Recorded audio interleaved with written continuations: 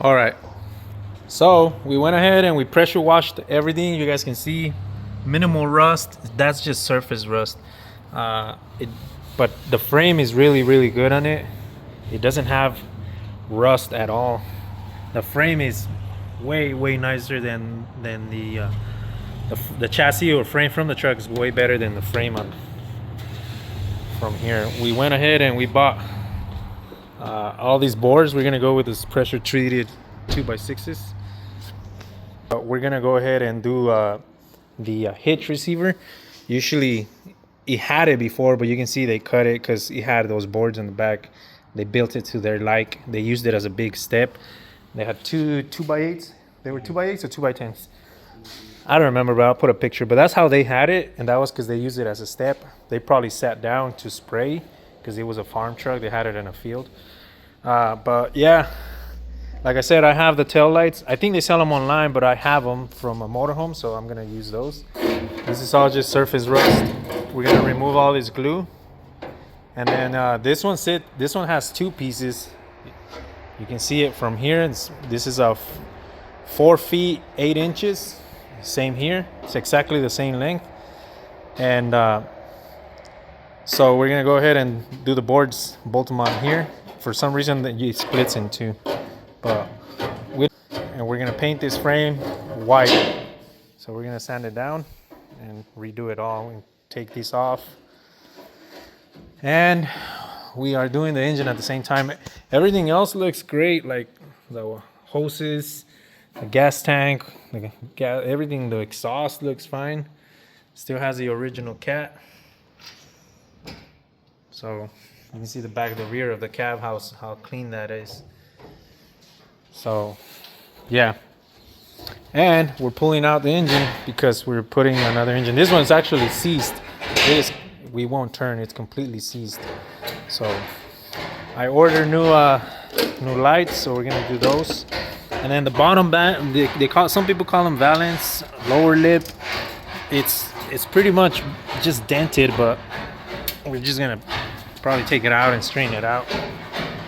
I'm gonna paint the. Sorry, dude. I'm gonna have to edit that because I recorded your butt crack. Oh, Sean? Yeah, plumber's butt. The wheels also are. They're gonna get painted that color, and that's pretty much about it. Trying to make it look nice. All right, we have an exploded view of all the parts that came off that engine. What we're doing right here is, this is the engine that came out of that truck. This engine had a bad, somehow he lost a rod.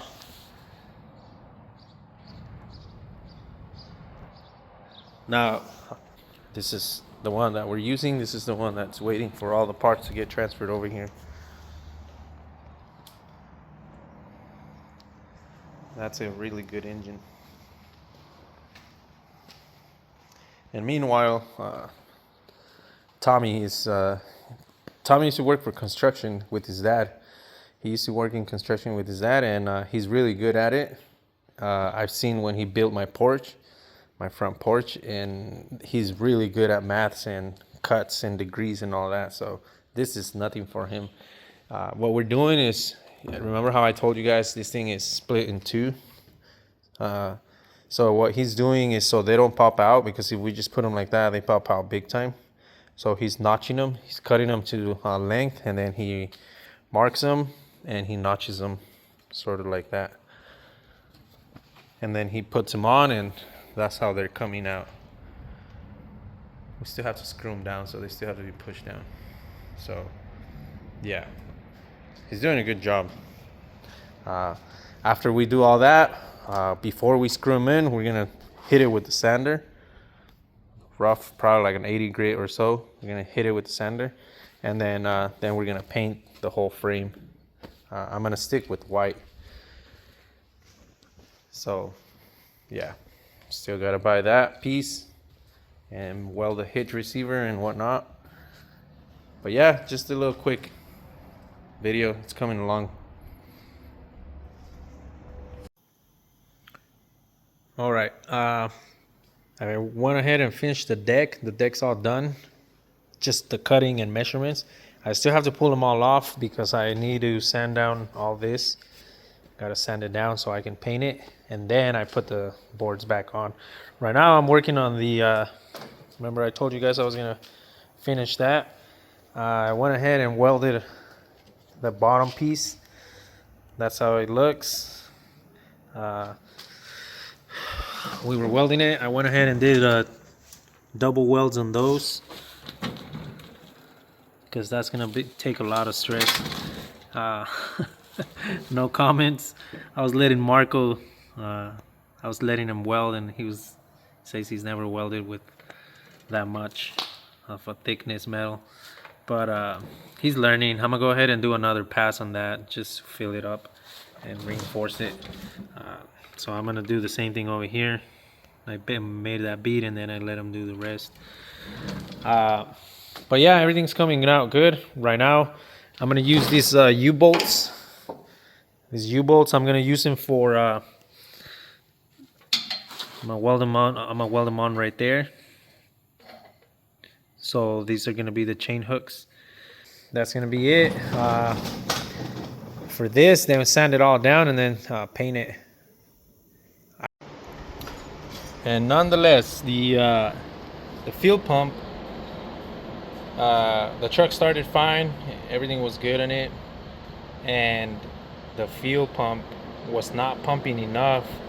So we tried catching some fuel in the return line, and the fuel was fine. It's not old, but it's not new either. It's still clear. But the problem was that when we noticed, like it was acting like if he was running out of fuel. There was like barely anything coming out, like nothing. I mean, I think I can pee more than that. So the truck started good, it idled fine, but when you give it gas, it bogs and it bogs. And we knew we had just done the new fuel filter in it because they go right under the intake manifold. So while we were replacing the engine, we said let's go ahead and replace a fuel filter there right underneath there. Job. This is the pump that came with it. It's a big pump. But anyways, we are gonna go ahead and use we're gonna use a Honda pump in it. They're almost identical. The only thing that's different is the way they screw on. And I know you're thinking, oh, that's a big pump. It is, but back in the 80s, everything was big. So this pump, it's out of I believe it's out of a Honda Civic. And these pumps, I know they pump like, I think they're like like a 140 maybe. I don't know, but I know it pumps because it has to keep up with another high revving fuel injected engine. I've done it before where I put these pumps on these trucks and they work fine. Others, the generation after this one, and they work fine. So you don't have to go. I know they're not that expensive, but then once again, I don't want to wait for it. And here we are, trying to make it run right. So, this white boy, Hey. this guy here is trying to. I tell him just solder, but he doesn't believe in soldering. He Adds resistance. he comes at me with that resistance stuff. I'm not even using the right tools. Oh. I forgot it. Hypothetically, he adds resistance. So I'm just letting him do his experiment, and then when it doesn't work, I just go ahead and finish it doing it my way. But yeah.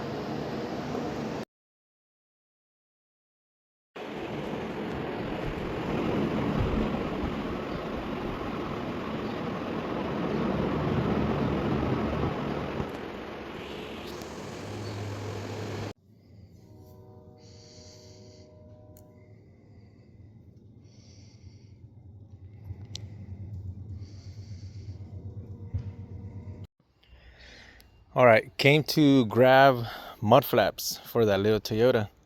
Okay, so I found the mud flaps. There's a pallet of them here. These guys, they are very cool with me. Sometimes they tell me, just go ahead and take it like these. I'm pretty sure the senior's here today, and I'm sure he's just gonna tell me to take them. But even though they tell me to take them, I'm not that type of person. I'll kick them 20-40 bucks because that whenever I really need it and I don't want to pay for it, they'll let me have it.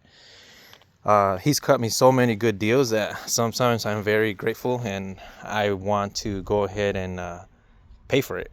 I don't mind paying for it. I was gonna give it to somebody else, might as well support my local junkyard. They don't need it, but still, it's like building a bridge or reinforcement the bridge that you have.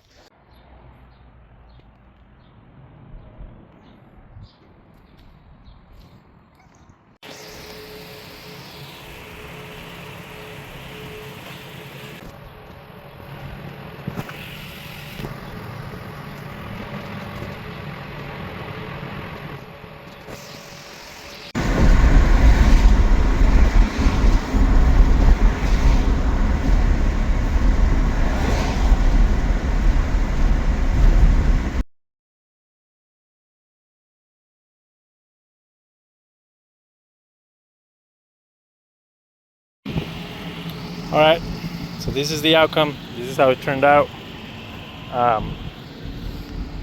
I think it looks great. It turned out amazing.